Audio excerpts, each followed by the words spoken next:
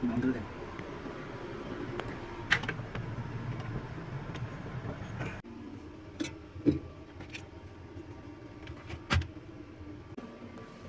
করা হয়েছে। দেখেন গাইস, এখন নতুন মোটর লাগাইছি আর কলিং সমস্যা আছে, কলিং করতেছি। এই সব কিছু ক্লিন করছি, মানে স্টার্ট দিব।